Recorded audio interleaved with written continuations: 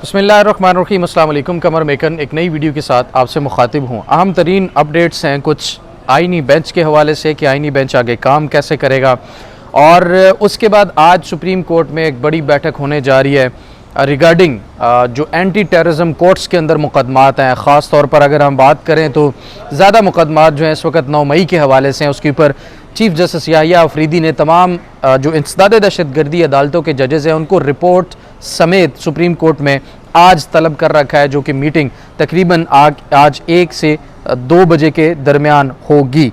दूसरी तरफ इमरान खान का भी कल जेल से बड़ा अहम पैगाम आया और एक बड़ी तहरीक शुरू होने जा रही है, उसके बारे में अहम तरीन अपडेट्स हैं। और आज इमरान खान के साथ अडयाला जेल में जो होने वाली मुलाकातें हैं उनके बाद क्या मुमकिना लाएअमल सामने आ सकता है, तमाम तर मालूमात आपके सामने रखेंगे। और सबसे पहले आपसे रिक्वेस्ट ये है कि अगर आपने चैनल को सब्सक्राइब नहीं किया तो चैनल को एक दफ़ा सब्सक्राइब ज़रूर कर लें ताकि तमाम मालूमात आप तक पहुँच सकें। तो जनाब शुरू करते हैं।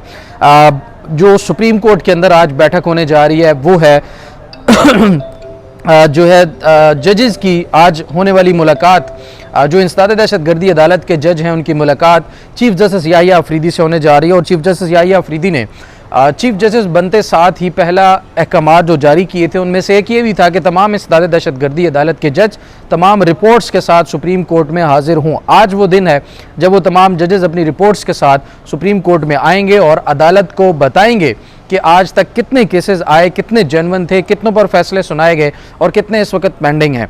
आप जानते हैं कि इस वक्त प्रोसिक्यूशन की इतनी कमज़ोर जो है तफ्तीश होती है, जिसके बाद या तैयारी जो प्रोसिक्यूशन की है वो इतनी कमज़ोर होती है कि वो केस को रिप्रेजेंट ही नहीं कर सकते ठीक तरह से अदालत के अंदर। तो इस वजह से भी कई दफ़ा जो है वो मुजरमान जो मुल्ज़मान है वो बरी हो जाते हैं। लेकिन दूसरी तरफ ऐसे मुल्ज़मान भी होते हैं जिनके ऊपर दहशतगर्दी का केस बनता ही नहीं है और उनके ऊपर दहशतगर्दी की दफ़ा सिर्फ इसलिए लगाई जाती है कि सिर्फ और सिर्फ केस को मजबूत करना है। पुलिस ये कोशिश करती है कि इस बंदे के खिलाफ जो FIR है वो मजीद मजबूत हो जाए, तो दहशतगर्दी की दफ़ा डाल दी जाती है और उसके बाद फिर उस बंदे की ज़मानत भी मुश्किल हो जाती है, और ज़मानत अगर होती भी है तो उसके बाद फिर बर्रियत बहुत ज़्यादा मुश्किल हो जाती है, तो बंदा उसमें फंस कर रह जाता है। लेकिन पिछले तकरीबन 2.5 से 3 साल के अरसे में हमने देखा कि जब से रिजीम चेंज हुआ और इमरान खान की गवर्नमेंट जो है वो गिराई गई, उसके बाद से लेकर अब तक जितने फेक मुकदमात किए गए वो हिस्ट्री में उसकी तादाद सबसे ज़्यादा है। इसका इंकशाफ जो है इस्लामाबाद में इंसदाद दहशतगर्दी के एक जज से हमारे दोस्त की गुफ्तगू हुई थी, तो उसने भी पूछा कि आपको कितने परसेंट लगता है कि ये जो तमाम केसेस हैं ये जेन्युइन हैं, ये कोई असल दहशतगर्दी हैं इसके अंदर। तो इसके बाद उन्होंने कहा कि 99.9% जो केसेस हैं वो जेन्युइन ही नहीं है और वो ना ही उनमें कोई इतना दहशतगर्दी का कोई बड़ा वाक़या इन्वॉल्व होता है, ना कोई इतना बड़ा दहशतगर्द उन मामलात में इन्वॉल्व होता है। सिर्फ और सिर्फ पुलिस अपना केस मजबूत करने के लिए बाज़ औक़ात सिफारिश पर, बाज़ औक़ात और अवामिल की वजूहात पर दहशतगर्दी की दफ़ा किसी भी शख्स के खिलाफ डाल देती है, जिसके बाद फिर वो शख्स का निकलना मुश्किल हो जाता है। तो आज चीफ जस्टिस याहिया अफरीदी इसके ऊपर जो अहकामात देंगे वो भी आपके सामने रखेंगे, लेकिन मुमकिना तौर पर वो ये अहकामात ज़रूर देंगे कि जितने भी फेक केसेस हैं, झूठे केसेस हैं, बकवास केसेस हैं, उनको ख़त्म किया जाए जल्द से जल्द। जिनमें प्रोसिक्यूशन सबूत पेश करने के काबिल नहीं है और नहीं कर पा रही, उन लोगों को इन केसेस से जान छुड़ाई जाए। और इसमें 9 मई के जो मुल्ज़मान हैं वो भी ज़ाहिर है शामिल होंगे। आपको याद होगा पूरे मुल्क के अंदर 9 मई के वाक़ये के बाद बहुत सारे जो है वो केसेस बनाए गए, जिनमें कुछ जेन्युइन थे और कुछ को डरा धमका कर, कुछ को अपनी ज़ाती अनाद पर, कुछ को सियासी बुनियादों पर 9 मई में डाल दिया गया और उसके बाद फिर वो लोग आज तक पेशियां भुगत रहे हैं। बहरहाल इसके ऊपर देखते हैं कि आज अपडेट क्या होगी। उसके बाद अगली जो हमारे सामने इस वक्त मामला है वो है कुछ लोग जजेस के इस्तीफ़े की बात कर रहे हैं कि सुप्रीम कोर्ट के अंदर से कोई बहुत बड़े इस्तीफ़े आ सकते हैं। आइनी बेंच भी अब बन चुका है। आइनी बेंच काम कैसे करेगा ये भी आपके सामने रखूंगा, क्योंकि उसकी अब अपनी एक कमेटी है जिसमें ये डिसाइड होंगी सारी चीज़ें कि वो काम कैसे करेगा। लेकिन जो इस्तीफ़ों वाली बात है वो इस वक्त तक बिल्कुल बेबुनियाद है, फजूल है। किसी भी किस्म का कोई इस्तीफ़ा जो है वो सामने आने के इम्कानात मौजूद नहीं है। आगे जो आइनी बेंच की हद तक अगर हम बात करें तो आइनी बेंच के हवाले से अब 7 जो जजेस हैं उनको नॉमिनेट कर दिया गया है। एक तो इस वक्त शायद गलतफहमी ये पाई जा रही है कि ये 7 लोगों पर जो मुश्तमिल है ये मुकम्मल आइनी बेंच है, ऐसा नहीं है। ये 7 लोगों को नॉमिनेट किया गया है आईनी बेंच के जजेस के हवाले से। अब इसके अंदर बेंच कितने का होगा ये डिसाइड करेंगे जस्टिस अमीनुद्दीन जो आईनी बेंच के सरबराह हैं, और उनके बाद सेकंड जस्टिस जमाल खान मंदुखेल और थर्ड मोहम्मद अली मजहर। इन तीन लोगों पर, तीन जजेस पर मुश्तमिल एक कमेटी है। वो कमेटी डिसाइड करेगी कि आईनी बेंच के अंदर कौन से केसेस कब लगेंगे और उनकी समाअत जो है वो कौन करेगा। मुमकिन तौर पर 7 में से 5 रुकनी आईनी बेंच सामने आ सकता है जो कि इन केसेस की समाअत करेगा, 7 भी हो सकता है। लेकिन कुछ केसेस में 1-2 जजेस हैं वो पहले से अपना माइंड दे चुके हैं, फैसले दे चुके हैं, तो शायद उनको आने वाले केसेस में जो केस टू केस वेरी करता है तो उनकी जो शमूलियत है वो उस आईनी बेंच के अंदर ना हो। तो मुमकिन तौर पर ज़्यादा चांसेस ये हैं कि 5 रुकनी आईनी बेंच जो है वो आगे बहुत जल्द समाअत करेगा। कल की वीडियो में मैंने आपके सामने रखा था कि आईनी बेंच के अंदर कौन कौन से अहम मुकदमात हैं, अहम केसेस हैं जो है वो समाअत के लिए मुकर्रर हो सकते हैं। बहरहाल तो एक ये उर्फ़ आम में मुझे गलतफहमी महसूस हुई। बहुत सारे लोग बात कर रहे थे कि ये 7 रुकनी आईनी बेंच बन गया, ऐसा नहीं है। ये 7 लोगों को नॉमिनेट किया गया है। इनमें से अब जिन 7 लोगों को नॉमिनेट किया गया है इनमें से सरबराह समेत जो बाकी 2 लोग हैं वो मिलकर बेंच जो है बनाएंगे, और मुमकिन तौर पर बेंच 5 रुकनी जो है वो सामने आ सकता है, 7 भी हो सकता है। ऐसा नहीं है कि 7 नहीं बैठ सकते, 7 भी बैठ सकते हैं। लेकिन आगे मामलात जो हैं वो जजेस, आईनी बेंच के 3 सीनियर जजेस की जो कमेटी है वो डिसाइड करेगी। वो अपने प्रैक्टिस एंड प्रोसीजर जो है वो रूल्स जो हैं वो बनाएंगे। जैसे प्रैक्टिस एंड प्रोसीजर एक्ट के तहत बनी गई कमेटी सुप्रीम कोर्ट में चीफ जस्टिस याहिया अफरीदी के सरबराही में जस्टिस मंसूर और तीसरे रुकन पर वहाँ भी जस्टिस अमीनुद्दीन अब आईनी बेंच के सरबराह होने की वजह से मौजूद हैं, वो मामलात जो हैं वो आगे तय करते हैं। इसी तरह वो भी 3 रुकनी कमेटी आईनी मामलात को आईनी बेंच के हवाले से जो चीज़ें हैं उनके रूल्स बनाएंगे और उनको आगे चलाएंगे। तीसरी जो अहम तरीन चीज़ है वो है अब एक नई तहरीक का ऐलान किया गया है, और ये फाइनल कॉल के नाम से भी मंसूब की जा रही है कि अब इमरान खान जो है उनको सारी उम्मीदें ख़त्म हो चुकी हैं बातचीत वाली। और मुझे भी ज़ाती तौर पर यह लगता है कि जो पार्टी के अंदर भी लोग मौजूद थे जो ये समझते थे कि बातचीत के ज़रिए मामलात हल हो सकते हैं, अब वो भी मायूस हो चुके हैं। और इमरान खान ने उनको बड़ा वक्त दे दिया कि भाई ठीक है, आप मुफाहमत अगर करना चाहते हैं तो जाकर एक दफ़ा मुफाहमत का तरीक़ाकार अपना के, मुफाहमत पॉलिसी अपना के आप देख लीजिए। लेकिन इस वक्त वो भी मायूस नज़र आ रहे हैं, चाहे उमर अयूब हों, चाहे शिबली फराज हों, चाहे बैरिस्टर गौर हों। बेशक वो एहतजाज की तरफ ना भी जाना चाहते हों, लेकिन अब उनके पास इसके अलावा कोई और तरीका बचा भी नहीं है। 26वीं आईनी तरमीम जब लाने की कोशिश की जा रही थी, जब ये तमाम तर चीज़ें चल रही थी, तो उस वक्त भी एहतजाज की कॉल दी गई थी।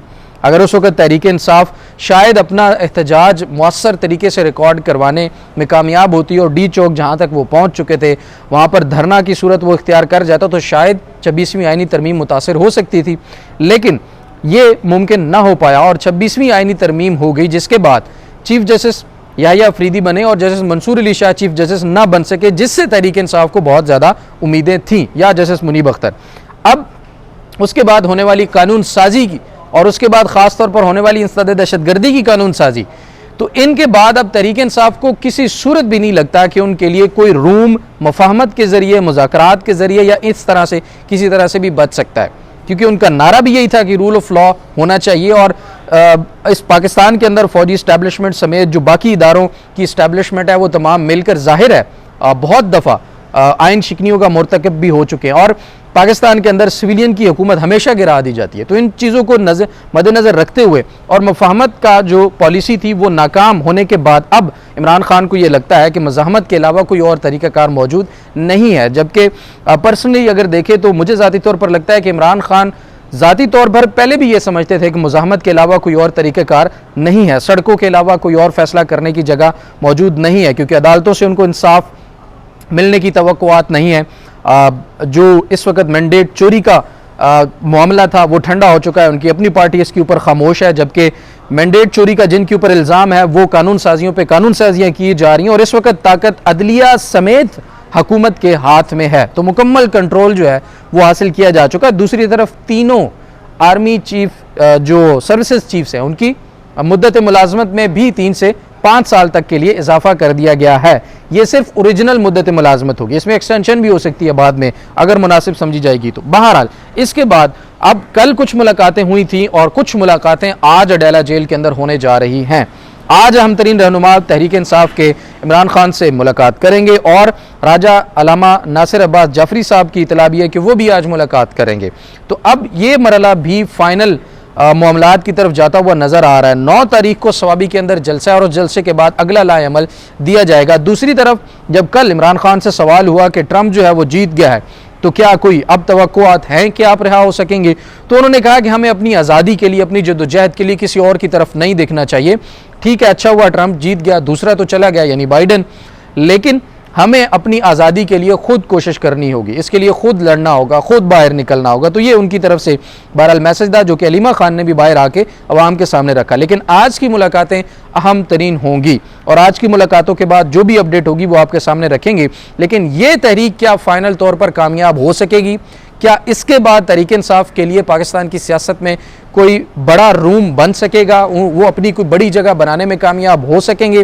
क्योंकि वोट तो उनके पास हैं, सपोर्ट भी उनके पास है, पाकिस्तान की बड़ी पार्टी के तौर पर भी वो जाने जाते हैं, लेकिन पाकिस्तान में ना उनके पास हुकूमत है, ना उनके पास वो ताकतवर अपोजिशन करने की सलाहियत है कि वो हुकूमत को मजबूर कर सकें किसी काम को करने या किसी काम से रोकने में। बहरहाल जब तक इमरान खान जेल के अंदर हैं, बाहर मौजूद क़यादत में से कोई इस काबिल नहीं लगता कि वो कोई मौसर तहरीक चला के कोई मौसर तरीके से कोई किसी किस्म की कोई मुज़ाहमती तहरीक जो है वो चलाई जा सके। वो कला की तरफ से भी खोखले नारे बड़े सुनने को आए। पहले आवाज़ आई कि जी जस्टिस मंसूर को अगर चीफ जस्टिस ना बनाया गया तो हम खुद सीट पर बिठा देंगे और उनसे हल्फ लेंगे, वो भी हवा होगी बातें। उसके बाद तहरीक चलाने की बात हुई हामिद खान साहब की तरफ से, वो भी एक नारा साबित हुआ। फिर अली अहमद कुर साहब ने, जहां मैं खड़ा हूं यहीं पर खड़े होकर बात की थी कि नहीं छड़ेंगे, अगले हाथ ही नहीं आए, आपने पकड़ना क्या है, छड़ना तो बात की बात है। लेकिन बहरहाल इस वक्त जो मामलात है वो इंतहाई तेज़ी से तब्दील होते हुए नज़र ज़रूर आ रहे हैं और कहीं पैनिक हो ना हो, जो नून लीग है उनके लोगों के अंदर इस वक्त पैनिक ज़रूर मौजूद है।